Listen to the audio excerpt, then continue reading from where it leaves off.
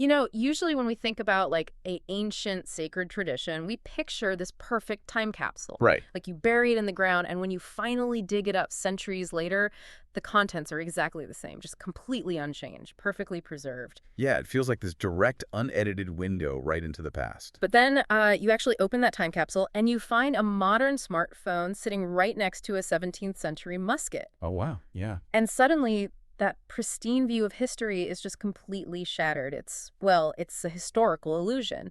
And today, we are exploring how human beings use the concept of tradition to literally build their reality. And we're using a really intensely divided Spanish town as our lens for this. Exactly. Our mission for this deep dive is to unpack a fascinating academic article by J.P. Linstroth. It's titled History, Tradition, and Memory Among the Basques. It is such a remarkable case study. I mean, we're looking at a coastal town in the Basque region of Spain. It's called Hondarribia. And every year, on September 8th, the town holds an event called the Alarde. Which translates to the military review, right? Right, the military review. So if you can, just imagine this. 4,000 men marching through these narrow old streets in highly organized military companies. That is huge. It's massive. Yeah. They're playing drums, playing flutes, and they're literally firing blanks from shotguns.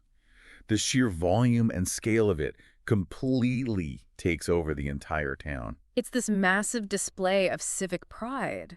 And it's meant to commemorate a very specific event, which is Hondarribia's miraculous victory over a French siege back in 1638. Yeah. But here is the central tension, right? The reason this town has caught the attention of sociologists and anthropologists all over the world.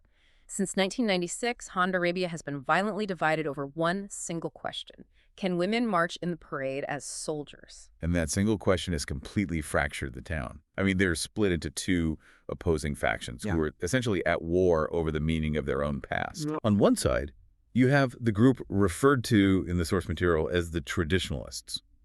They believe the Alarde is this unchanging, immutable inheritance. To them, the tradition is exactly as it has always been. Unchanging. Right, unchanging. And they think women marching as soldiers would just fundamentally destroy it. And then on the other side, you have the group the text calls the feminists. They're advocating for broader participation for women, and they argue that traditions, can and actually should evolve. Exactly. Now, before we go any further, I want to be crystal clear with you listening. We are impartially exploring the source material's account of these two incredibly passionate perspectives. We're not taking sides here. No, not at all. We just want to uncover what this nearly 4-decade-long conflict tells us about how we all build our own identities and, frankly, our own memories. Because to understand why the 1996 conflict is so explosive, we first have to understand the event they are fighting over. Yeah. And more importantly, we have to understand how the perceived timelessness of this ritual is actually a carefully constructed illusion. Okay, let's unpack this. We really have to go back to 1638. The French lay siege to Hondarribia. And according to the historical accounts in our source, the town endured an absolute nightmare. It was brutal. We are talking about 16,000 French cannonballs and 63 bombs raining down on a relatively small population. They were vastly outnumbered, they were starving, they were trapped, but they held out for over 2 months. Right up until Spanish reinforcements arrived and routed the French on September 7th. Exactly. It was a monumental victory. But how they celebrated that victory is where the historical mechanics get really fascinating. Yeah, this is the twist. Because that massive, booming military parade they hold today, that is not how it started. No, not at all. For the first 2 centuries following the siege, the archival documents show this commemoration was mostly just a quiet religious procession. Wait, really? Just a quiet walk? Just a quiet walk to the shrine of the Virgin of Guadalupe. Oh. They were walking to give thanks to the Virgin Mary for what they believed was her divine intervention. Okay, so how do you get a community to completely abandon a quiet religious procession, replace it with 4,000 men firing shotguns in the street, and still convince themselves that nothing changed? Well, that kind of transformation requires a massive psychological and cultural catalyst. And in this case, the source points to the Carlist Wars in the late 19th century. Right, the civil wars. Yeah, these were devastating civil wars in Spain where rural Basques fought against the urban, liberal Spanish government. And the Basques lost. But more importantly, they lost their foral laws. Which are the local autonomous rights, right? Exactly. For centuries, the Basques had governed themselves through these specific regional laws. Losing them wasn't just a political defeat, it was a crushing loss of their unique identity and their dignity. The whole region was reeling. Oh, wow. So at the end of the 19th century, Basque nationalists stepped in. They needed to artificially manufacture civic pride to kind of heal those cultural wounds. Me to win. Exactly. So they looked back to 1638, and they actively transformed that quiet religious procession into an aggressive, secular military review. They needed to prove to themselves and, to the Spanish government that the Basques had this glorious, undefeated history. Right. They secularized and militarized the event to serve a 19th century political coping mechanism, basically. And this leads to an undeniable contradiction in the source text. I mean, the men marching in the parade today are wearing 19th century Carlist militia uniforms. Yeah. But they're celebrating a 17th century battle against the French. It's like claiming your family has this ancient sacred recipe for Thanksgiving turkey that has been passed down untouched since the Pilgrims. But then when you actually look at the ingredients, it explicitly calls for, like, microwavable stuffing invented in the 1980s. That is a perfect way to put it. How can people march in 19th century uniforms for a 17th century battle that was totally reimagined in the 1880s and still call it an unchanging tradition? What's fascinating here is that human memory is not a passive filing cabinet.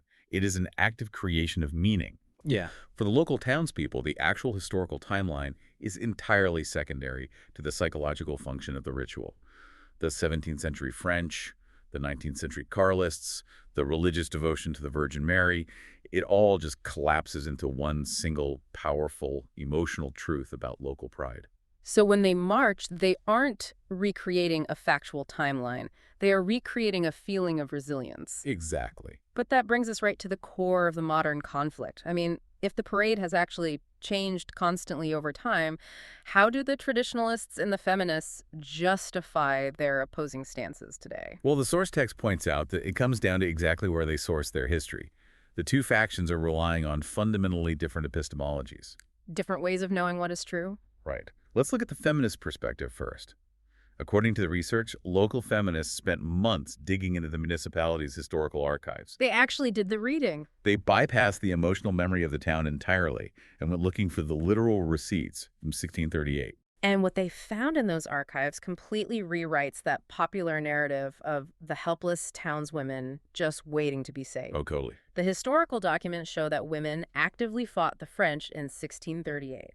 They were up on the defensive walls, throwing dirt, rocks, boiling water down on the invaders. And there is that incredible documented account in the text. A group of 100 women who dressed as men, carried arms, and presented themselves to the military commander. Yeah, saying they were ready to fight on the front lines. Right. And it goes deeper into the religious mythos of the town as well. How so? Well, the town's ultimate survival is often attributed to the divine intervention of the Virgin of Guadalupe, right? Yeah.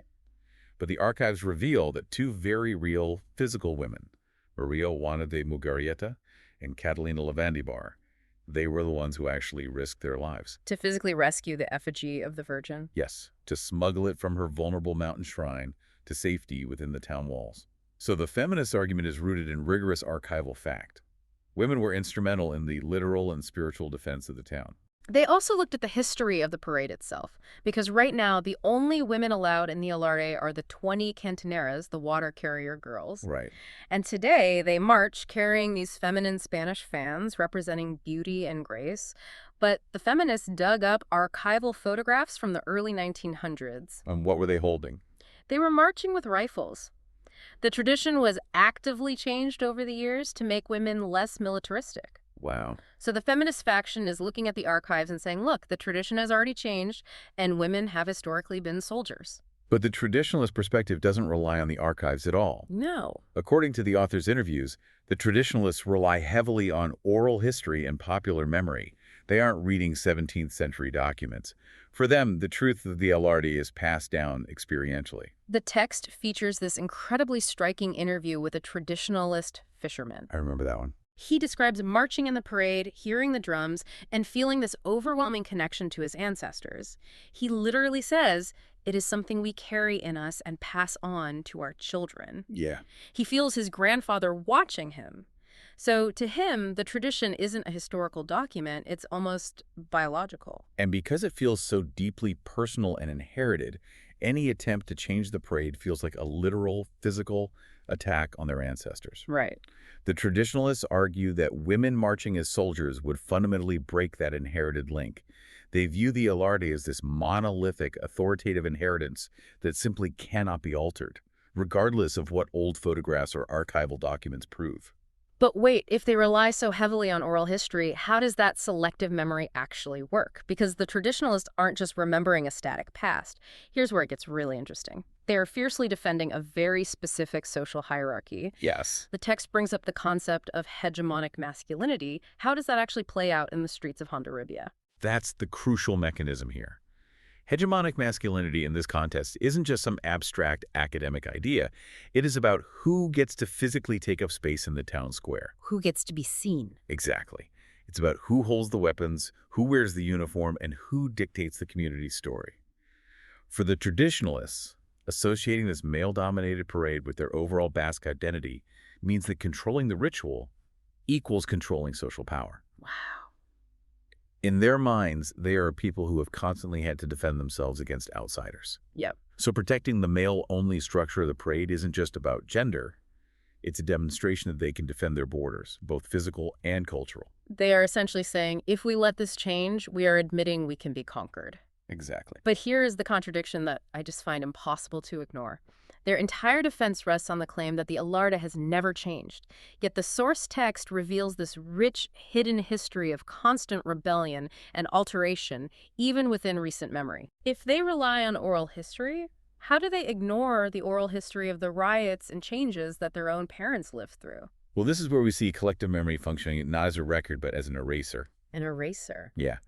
The author catalogs multiple major conflicts over the parade just in the 20th century. And what's amazing is the psychological speed at which the townspeople simply forget these conflicts ever happened. They absorb massive changes while claiming total continuity. Let's look at how that actually happens, because the causality is fascinating. Take the early 1960s, for example. Spain is under the fascist dictatorship of Francisco Franco. Right. Flying the Basque flag, the red, white, and green, is strictly illegal. It is a jailable offense. But a local drum major in the Alarde decides to defy the regime. It was such a bold move. He ties ribbons to his baton in the colors of the Basque flag and marches right through the town. It was an act of incredible political defiance. I mean, he risked his freedom, perhaps his life, to introduce a brand new, highly charged political symbol into this supposedly unchanging 17th century commemoration. Yeah. And he succeeded. He wasn't arrested. And today, those red, white, and green ribbons are a permanent, mandatory part of the uniform. Exactly. But the town doesn't commemorate the drum major's 1960s bravery. They just act like the ribbons have always been there. Or look at the profound trauma of 1976. Right after Franco died, a bystander named Zabala was shot and killed by the Spanish National Guard during a political demonstration immediately following the parade. And that event forever linked the Alarde to the volatile politics of Basque separatism, the physical geography of the parade, the emotional weight of marching in those specific streets where state violence occurred. It fundamentally altered the context of the ritual. Yeah. The community absorbed that trauma right into the fabric of the event. So you have a tradition that is constantly absorbing massive shocks, generational rebellion, anti-fascist defiance, literal state violence. It's like the town creates a new software patch for the parade to survive a new era. That's a great analogy. But the psychological mechanism isn't just updating the software. It's as if, the moment the update is installed, the entire town collectively rewrites the user manual, burns all the old manuals, and agrees to pretend the software was always exactly like this from day one. Right. Why do they deliberately induce this collective amnesia? Because, as the author explains, rituals don't just reflect time, they manipulate it. By actively choosing to forget the bitter conflicts of the 60s and 70s, the townspeople are building a psychological fortress. Oh, I see. When the feminists arrived in 1996 asking for change, the traditionalists could stand behind this impenetrable wall and falsely but believably to themselves claim, we cannot change because we have never changed. Admitting that the past was contested weakens their defense against the demands of the present. So what does this all mean? We finally arrive at the psychological why. Why do thousands of people willingly ignore objective archival facts, old photographs, and even the intense political conflicts they lived through in their own lifetimes? It really comes down to a fundamental Basque cultural concept called goge de tasuna, which translates to harmony. Harmony. Yeah. The traditionalists are not simply being stubborn about the passage of time.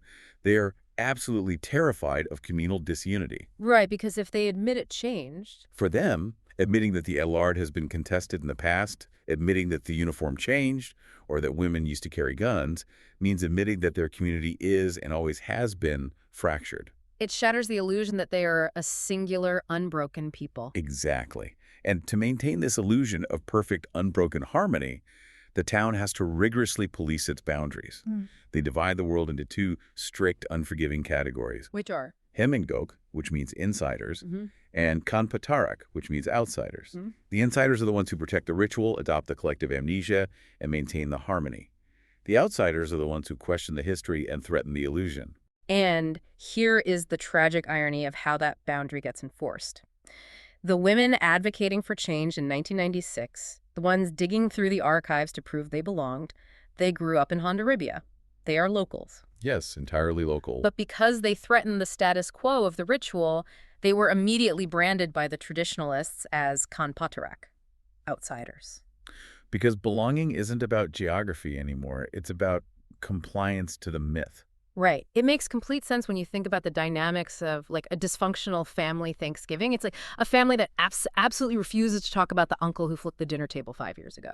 Acknowledging the broken table shatters the illusion of the perfect family. The harmony they are protecting isn't real, but the desire to feel normal is so strong that everyone just agrees to never mention the table. And if a cousin finally speaks up and says, "Hey, why are we pretending Uncle Bob didn't destroy the turkey?" that cousin is immediately labeled a troublemaker, an outsider, and exiled from the family dynamic. They aren't exiled because they lied about the past. They are exiled because they told an inconvenient truth that threatened the group's manufactured harmony. If we connect this to the bigger picture, this isn't just about a parade in Spain or a family Thanksgiving. This is precisely how ethnic groups, corporations, and entire nation-states globally protect themselves. Yeah. A ritual, a tradition, a corporate culture. These things act as boundaries. You either protect the ritual, adopt the collective amnesia, and prove that you belong, or you question the history, rely on the archives, and become an outcast. The ritual becomes a litmus test for loyalty. And that is exactly why you, listening right now, should care about a military parade in a small Basque town, because it proves that history is almost never just an objective record of what happened in the past. No, it's really not. History is a live weapon. It is actively used in the present moment to draw a circle around who belongs in the group and who doesn't. We all do this. We do it in our families, we do it in our local communities, and we do it in our national politics. We construct a version of the past that justifies the power dynamics of the present, and we use the word tradition to make it unquestionable. This raises an important question, and it draws on a really brilliant metaphor from the source text. The author mentions the concept of the exia, the Basque house, as a symbol for social cohesion. Okay. The insiders are the ones who keep the house in order, and the outsiders are the ones pounding on the door, threatening to change the layout. I want you to think about the house you live in, or the house you work in. What unspoken artificial traditions is your community actively pretending have always existed? That's a great question. And are you upholding those traditions because they are historically true, or are you just using them as a convenient way to figure out who to label as an insider and who to push out the door? It completely changes how you look at the structures around you. The next time someone tells you, this is just the way we have always done things, remember the time capsule. Remember that sometimes the musket and the smartphone are sitting right next to each other, and the unbroken tradition is just a necessary illusion holding the house together. Thank you so much for joining us on this custom deep dive. Keep questioning the histories you are handed, look closely at the traditions you enforce, and we will catch you next time.